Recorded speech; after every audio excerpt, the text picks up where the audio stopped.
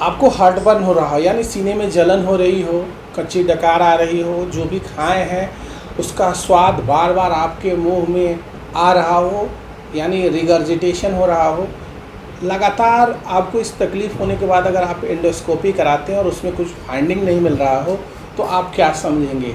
आप ये समझेंगे कि हमको पेट से रिलेटेड कोई बहुत बड़ी बीमारी हो गई है। तो दोस्तों, आज मैं उसी बीमारी के विषय में बताने के लिए आपके समक्ष उपस्थित हुआ हूँ। तो मैं हूँ डॉक्टर मुकुंद और हेल्दी निदान में आपका स्वागत है। अभी तक आपने अगर मेरा चैनल सब्सक्राइब नहीं किया है तो मेरे चैनल को सब्सक्राइब करके बेल आइकन ज़रूर दबाएं, ताकि लेटेस्ट नोटिफिकेशन किसी भी वीडियो के विषय में आपको मिलती रहे। और इस वीडियो को शेयर करें ताकि चिकित्सा से संबंधित कोई भी जानकारी अगर बताएं तो आप तक पहुंचे और आप दूसरों को बताएं।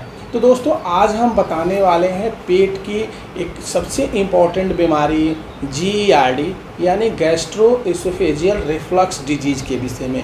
पहले जो हमने बताया वो उसका एक रेड लाइन सिम्टम्स है कि सीने में जलन होगी, आप जो भी खाएंगे उसका जो बाहर रिगर्जिटेट होगा, तो ये रेड लाइन सिम्टम्स है। तो आज हम इसको बताने वाले हैं GERD होता क्या है। गैस्ट्रोएसोफेजियल रिफ्लक्स डिजीज यानी गैस्ट्रिक मतलब स्टोमक में जो भी एसिड होता है, हाइड्रोक्लोरिक एसिड होता है, उसका रिफ्लक्स यानी जो इसोफेगस और स्टोमक के बीच की जो ओपनिंग होती है, कार्डियक ओपनिंग जिसमें जो वाल्व होता है, उसके खुल जाने की वजह से जो पेट से एसिड होता है या अम्ल होता है वो इसोफेगस में चला जाता है और इसोफेगस के चलते कभी कभी मुंह में, कभी कभी ट्रेकिया में भी चला जाता है। तो इसी को हम गैस्ट्रोएसोफेजियल रिफ्लक्स डिजीज बोलते हैं। अब आगे जान लेंगे कि इसका कारण क्या है। इसके मुख्यतः 5 कारण हैं जिससे गैस्ट्रोएसोफेजियल रिफ्लक्स डिजीज होता है, GERD जिसको बोलते हैं। तो पहला कारण जो है इनकम्पिटेंट लोअर एसोफेजियल इंस्फिंक्टर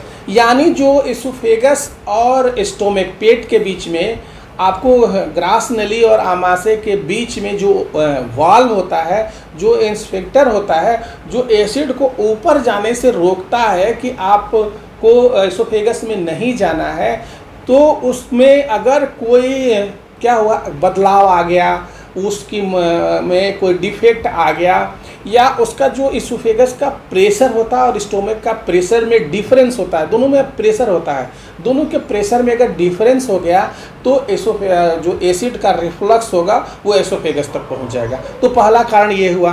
दूसरा हुआ हाइटल हर्निया। हाइटल हर्निया होता है कि जब भी जो हमारा डायफ्राम होता है, डायफ्राम में जब इंटेस्टाइन नीचे उतरती है स्टोमक के बाद से, तो वो एक लिमिटेड उसका जो एरिया होता है, सरकमफ्रेंस होता है, वो लिमिटेड होता है, उतना ही होता है जितना ज़रूरत होता है। लेकिन हाइटस हर्निया में वो एरिया ज़्यादा होने की वजह से जो स्टोमक का पार्ट होता है वो ऊपर चढ़ने लगता है, कभी कभी वो डायफ्राम के ऊपर चल जाता है, जिसके चलते डाइजेशन सही नहीं होने से जलता है और वो स्टोमक पे प्रेशर क्रिएट करके एसिड रिफ्लक्स करता है। यानी जब इंटेस्टाइन द्वारा आमाशय पे प्रेशर बनेगा तो आमाशय जो है एसिड को इसोफेगस में रिफ्लेक्स करेगा। तो ये दूसरा हुआ कारण हाइटल हर्निया। तीसरा होता है irritant effect of reflux rate. जो हमारा हाइड्रोक्लोरिक एसिड सिक्रेट होता है आपको गैस्ट्रिक म्यूकोसा से डाइजेशन के लिए स्टोमक में, उसका pH जो होता है वो 4.0 के आसपास होता है और ये वेरी एसिडिक होता है, एसिडिक मीडियम। कभी कभी ये एसिडिक मीडियम हाईली होने की वजह से ये रिफ्लक्स एसोफेजाइटिस करता है, यानी रिफ्लक्स करता है। लेकिन इतना हाईली होने के एसिडिक होने के बाद भी हम भोजन को क्यों पचाते हैं? क्यों कि जो हमारा जो गैस्ट्रिक पेरिस्टाल्सिस होता है उसके चलते एक तो एसिड का जो आपको आगे की तरफ बढ़ा देता है, दूसरा जो हमारा स्लाइवरी जो आपको बाइकार्बोनेट होता है वो इस pH को न्यूट्रलाइज कर देता है, वो एसिड को न्यूट्रलाइज कर देता है बाइकार्बोनेट। तो इस न्यूट्रलाइजेशन की वजह से आपको इस चीज़ में कोई तकलीफ नहीं होती है। तो ये तीसरा हो गया। चौथा हो गया आपको एबनॉर्मल एसोफेजियल जो होता है क्लियरेंस, कि आपको एसोफेगस जो होता है, आपकी जो ग्रास नली है उसमें जो आप भोजन लेते हैं वो क्लियर नहीं हो पा रहा है, वो आपको स्टोमक में सही समय पे पहुंच नहीं रहा है, तो इससे एसिड रिफ्लक्स होता है। और इसका कारण होता है कि आपको जो एसोफेगस की जो पेरिस्टाल्सिस है वो डिक्रीज हो जाती है। अब ये पेरिस्टाल्सिस डिक्रीज क्यों होती है, तो ये कोई भी कारण हो सकता है, आपको उसमें कोई ट्यूमर हो, कोई और तकलीफ़ उसमें हो, तो उसके चलते जो एसोफेगस की जो पेरिस्टाल्सिस है वो डिक्रीज कर जाती है, और डिक्रीज होने की वजह से जो होता है वो एसिड रिफ्लक्स होता है। कभी कभी एंटीकोलिनर्जिक ड्रग्स हम लेते हैं, उसके चलते भी एसोफेगस की जो पेरिस्टाल्सिस होती है वो डिक्रीज कर जाती है और हम एसिड रिफ्लक्स के शिकार हो जाते हैं।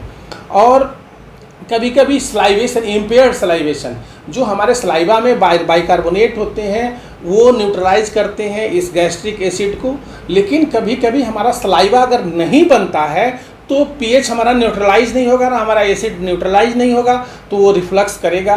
तो ये चौथा जो मुख्य कारण था। और पांचवा जो था डिलेड गैस्ट्रिक एम्प्टिंग। पहले के वीडियो में हमने जब ब्लोटिंग मैंने बताया था उस वीडियो में, उस वीडियो को आप देख लीजिएगा, मैं आई बटन में दे दूंगा। उसमें हमने बताया था कि आपको डिलेड गैस्ट्रिक एम्प्टिंग और क्या होता है, और मैंने दूसरा वीडियो बनाया था गैस्ट्रोपेरेसिस, पेट का लकवा, उसमें डिलेड एम्प्टिंग बताया था। वहाँ भी उस वीडियो को मैं देख लीजिए, आप देख लीजिएगा, वहाँ भी मैं आई बटन में दे दूंगा। तो डिलेड गैस्ट्रिक एम्प्टिंग कभी कभी पाइलोरिक एंट्रम में या पाइलोरिक ओपनिंग होती है। स्टोमक में दो ओपनिंग होती है, ऊपर कार्डियक जो एसोफेगस को जोड़ती है और नीचे पाइलोरिक जो डिओडिनम को जोड़ती है।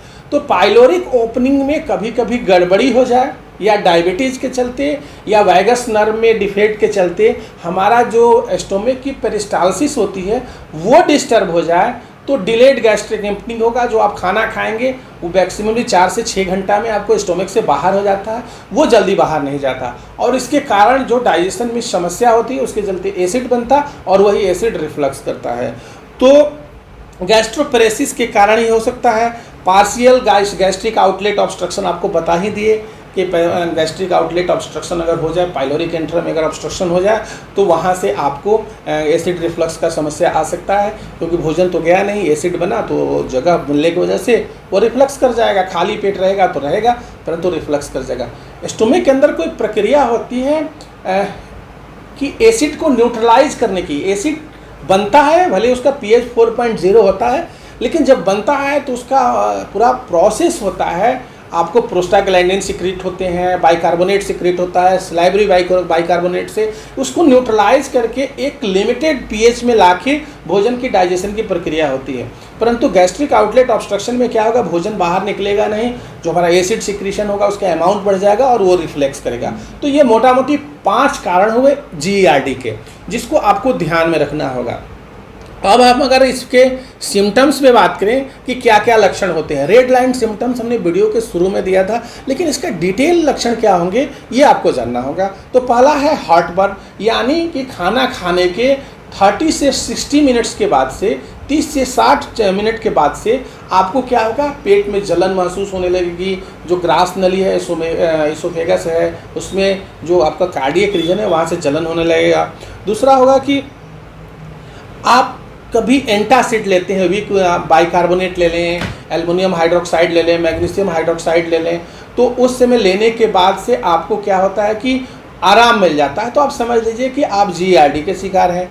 दूसरा होता है रिगर्जिटेशन होने लगता है, कि जो भी आप खाते हैं तो उसका जो टेस्ट होता है और उसका जो सिक्रीशन होता है वो बार बार मुंह में आना, ये रिगर्जिटेशन, ये एक तीसरा सिम्टम से तीसरा लक्षण है। और चौथा है डिस्फेजिया, यानी कभी कभी आप कुछ खाते हैं तो खाना वो पेट में जाता नहीं है, दर्द होने लगता है, खाने में दर्द होने लगता है कि कुछ यहाँ फंसा हुआ है। तो ये होता है ड्यू टू रिफ्लक्स एसोफेजाइटिस के चलते, इरोजिव एसोफेजाइटिस के चलते ये होता है। और ये होता है कि जब एसिड का रिफ्लक्स बार बार होता है तो एसोफेगस में ट्रॉमा हो जाती है। जो स्क्वैमस सेल्स होते हैं वो एसिड के चलते बार बार ट्रॉमा वुंड बन रहा है और वहाँ पे कंस्ट्रिक्शन हो जाता है एसोफेगस में, एसोफेगस पतला हो जाता है। तो जो भी आप खाना खाते हैं बोलस जाता है आपका, उस रास्ते से पास नहीं हो पाता तो दर्द होने लगता है। तो ये आपको लक्षण होने लगे।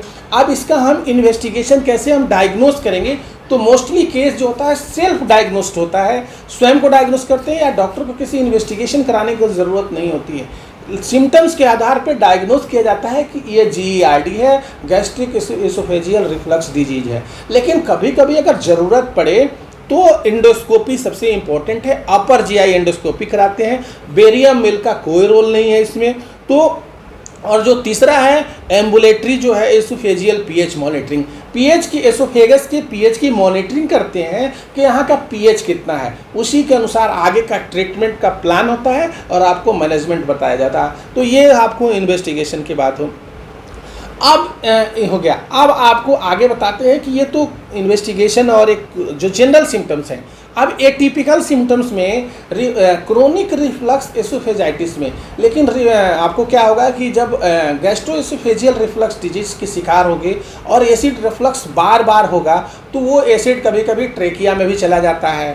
तो वहाँ पे जाने के बाद से आपको अस्थमा हो जाता है, क्रोनिक कफ बन जाता है। आपको अगर लैरिंग्स में चला गया, जो वॉइस बॉक्स कहलाता है, अगर वहाँ चला गया तो आपको क्रोनिक लेरिंजाइटिस भी कर देता है। सोर थ्रोट फेरिंग्स में अगर चला गया, वहाँ जाके एसिड, अगर एसिड है तो कहीं घाव बनाएगा ही, तो सोर थ्रोट बना दिया। और आपको नॉन स्पेसिफिक चेस्ट पेन, आपको इसोफेगस में जब लगेगा कि घाव बन गया एसिड रिफ्लक्स के चलते, पूरा स्क्वैमस सेल जितने थे म्यूकोसा थे डैमेज हो गए एसिड के चलते, तो वहाँ पे दर्द होने लगा, तो आप कंफ्यूज कर जाएंगे कि ये कार्डियक पेन है कि नॉन कार्डियक पेन है। तो वो एक चीज़ आपको मिलेगी GERD में, गैस्ट्रिक एसोफेजियल रिफ्लक्स डिजीज में आपको इस तरह का दर्द मिलेगा। अब अगर हम इसके मैनेजमेंट की बात करें, ट्रीटमेंट के दो पार्ट हैं, मैनेजमेंट और ट्रीटमेंट। तो ये लाइफ लॉन्ग डिजीज है, ये नहीं कि आप दवा 5 दिन खाए तो ये ठीक हो गया। तो लाइफ लॉन्ग डिजीज जो बनती है उसमें ट्रीटमेंट से ज़्यादा आपको मैनेजमेंट का बात होता है। मैनेजमेंट मतलब सेल्फ, जो खुद को आप जिसको मैनेज कर सके वो मैनेजमेंट कहलाता है। तो आपको लाइफ स्टाइल मॉडिफिकेशन करना होगा। 3 चीज़ें हैं, हरी बरी एंड करी। आपको जल्दी खाना नहीं लेना होगा। करी मतलब स्पाइसी फूड नहीं लेना होगा, और वरी मतलब बहुत टेंशन आपको दिमाग में नहीं लेना होगा। तो अब आगे क्या स्टेप में क्या होगा लाइफ स्टाइल मॉडिफिकेशन में, कि खाने के बाद से मतलब आपको 3 घंटे का गैप लेना होगा आपको बिस्तर पकड़ने से पहले, मतलब भोजन करने के 3 घंटा बाद ही आपको सोना होगा। 3 घंटे से पहले अगर आप सोते हैं तो गैस्ट्रिक एसोफेजियल रिफ्लक्स डिजीज के सिम्टम्स में एग्रेवेशन हो सकता है, आप इसके पीड़ित हो सकते हैं। दूसरा होता है मैनेजमेंट में कि आप अगर इस बीमारी से पीड़ित हैं तो आप अपने बेड को 60 डिग्री के आसपास उठा दीजिए। आप नीचे जो है 6 इंच का एक ब्रिक लगा दीजिए या कोई ऐसा सब्सटेंस लगा दीजिए जिससे आपको हेड एलिवेट हो जाए। तो ये मैनेजमेंट की बात हुई। दूसरा होता है कि वाइड एसिडिक आपको जो भी फूड होते हैं वो आपको छोड़ना होगा, जैसे टोमेटो छोड़ना होगा, साइट्रस फ्रूट छोड़ना होगा, स्पाइसी फ्रूट छोड़ना होगा, कॉफ़ी छोड़ना होगा। तो अवॉइड जो है एसिडिक आपको फूड को आपको छोड़ देना होगा। ये हमने आपको हाइपर एसिडिटी, ब्लोटिंग में बताया था कि आपको एसिडिक फ्रूट का अवॉइड तो करना ही होगा, क्योंकि ये पीएच को बढ़ा देते हैं, और जब पीएच बढ़ेगा तो एसिड रिफ्लक्स आपको क्या होगा, एसिड रिफ्लक्स आपका बनेगा, एसिडिक मीडियम हो जाएगा। अब दूसरा है कि वैसे खाना नहीं खाना है जो आपको लोअर एसोफेजियल इंस्पेक्टर को बंद कर दें या डिलेड गैस्ट्रिक एम्प्टिंग कराएं। तो जैसे आपको फैटी फूड नहीं लेना है, पिपरमिंट नहीं लेना है, एल्कोहल नहीं लेना है और स्मोकिंग नहीं करना है। तो ये तो आपके मैनेजमेंट हो गया। अब हम इसके ट्रीटमेंट जो बात करें, मेडिसिनल ट्रीटमेंट पर आएँ तो मेडिसिनल ट्रीटमेंट में सबसे पहला और सबसे इम्पॉर्टेंट जो ट्रीटमेंट है वो है एंटासिड।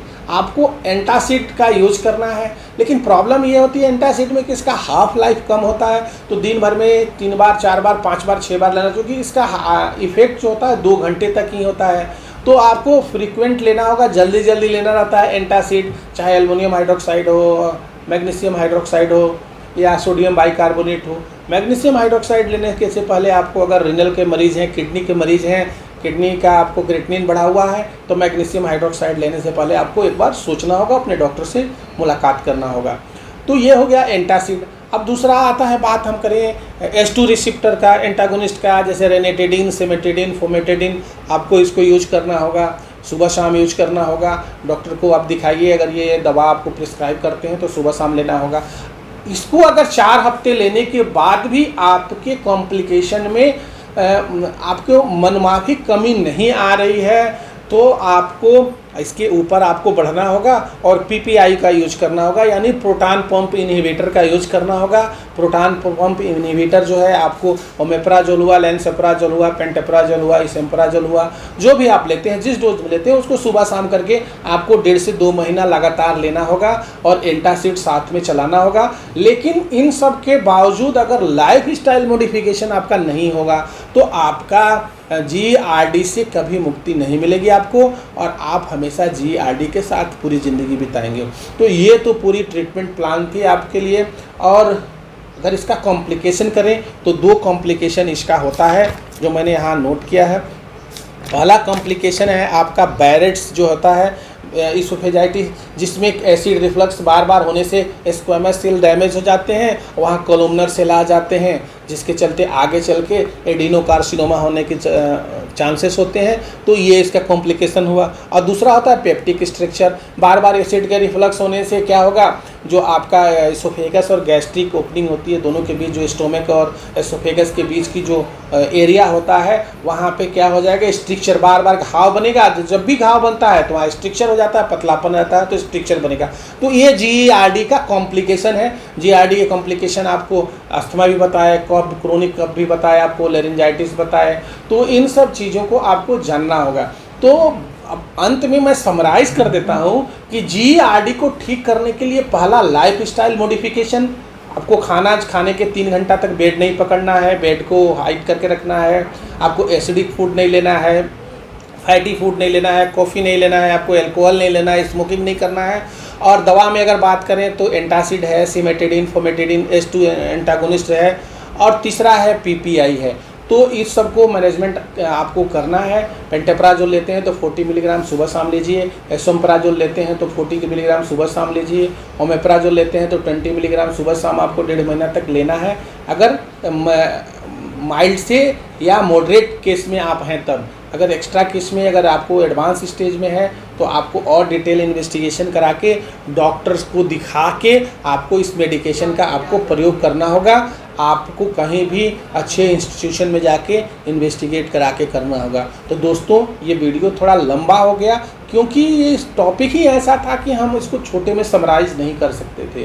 तो दोस्तों, अगर ये वीडियो आपको अच्छा लगा हो तो दूसरों तक शेयर करिए, हमारे वीडियो को लाइक करिए और चैनल को सब्सक्राइब करिए। धन्यवाद।